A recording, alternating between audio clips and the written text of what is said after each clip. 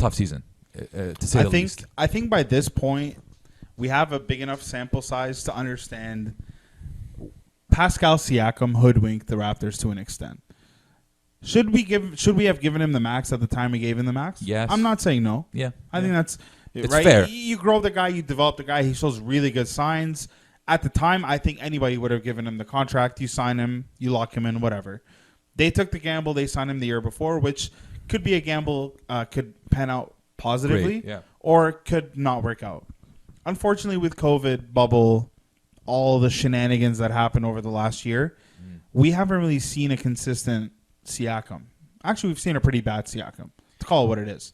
But by this point in the season, I think the kind of player, somebody asked a question, and I didn't know how to answer it, and it was, what does Siakam do on the court? What is one single thing that he is great at? Mm-hmm. And I don't know, because his mid-range game is decent. Mm-hmm. His three-point game is sub-average this year. Yeah. His finishing around the rim has been pretty bad this year, statistically. You can search it up. It's bad. His defense has been somewhat whatever. I mean, the team defense has been bad. Yeah. But you can't really blame him. He's a pretty good defender, but you can't assess his defense. So I was like, I don't really know what he does that's great on the court, because he's taken a step back in a lot of facets of his game. Mm-hmm. He made his name being a corner three-point shooter. Yeah. And then he went and he became an all-around three-point shooter. And then now he doesn't shoot. He can't. I don't have his percentage. I think you have it in front of you, but over the last few games, I mean, the last game he had a very good game. I mean, he dropped 36, but that's an outlier. If we're talking season, I think he's not doing. We're gonna talk about the season. He's shooting 30% from three. Terrible. Yeah. That's not good at all. For your max player to be shooting 30% from three, it's not good. Yeah. His finishing around the rim, like I said, is not the greatest. So he's not efficient. He tries to do, I think, too much. And I feel as though maybe because they gave him that max, they're trying to get a lot out of him. But that's just not the player that he is. And I feel like now we're just pounding him the ball, giving him the ball, and I just don't know if he's that guy.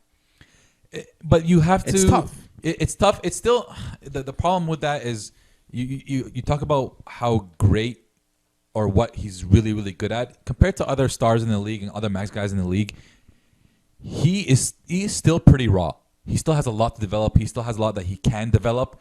To say that he's been absolutely bad this season, I think is a bit of a stretch, and I think it's very easy to overlook his good games, because even the games that he has that are good are quiet good games.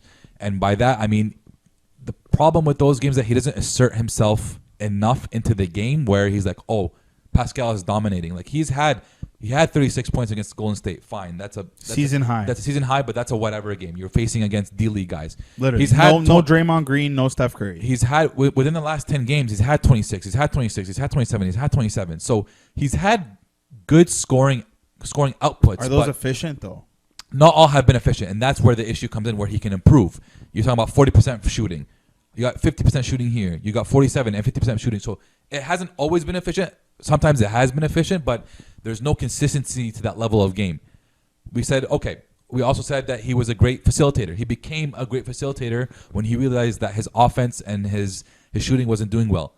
That also has been up and down. He's only had 7, So it's 5 assists, 4 assists, 5 assists, 2 assists, 6, 3, 2, 9. So it's been maybe 10 games since the last time he's had a high single-digit assist game. So when you really look at it, he still has a lot to develop, and Raptors fans are putting a lot of pressure onto him because he's got that max deal and he has to deliver now. But when you look at them, it's a 5-year deal, 4 or 5 year deal. Give him a year. Like the last 2 years haven't been normal. You know, when he signed that deal, you had that COVID but they season. haven't been normal for anybody. Right, but it's still mentally he's got to get stronger. He still has to work on a lot of things. So we expect a lot out of him, and he deserves the expectation. Do not get me wrong. But he still has a lot of room to grow. He still has a lot of things that he can do to really improve his game. Hopefully this season they'll have a legitimate summer, and he'll have a legitimate summer to go back in the lab and develop his shot, develop his mid-range, develop his three-point shooting back, and be able to shoot corner threes again. But for now, it's like this season, you have to look at it as a development season. You know, like what happens when, an intern comes in and works for you. You got to develop them. You got to teach them. You got to show them the ropes. Obviously, he's not an intern or getting paid intern numbers, but this is still his maybe first full season, first regular season as the main guy. And even then, it's a weird season. So you got to give him some time. You gotta kind of, push the brakes on him a little bit. Keep that pressure and keep that expectation on him. But if he doesn't deliver, it's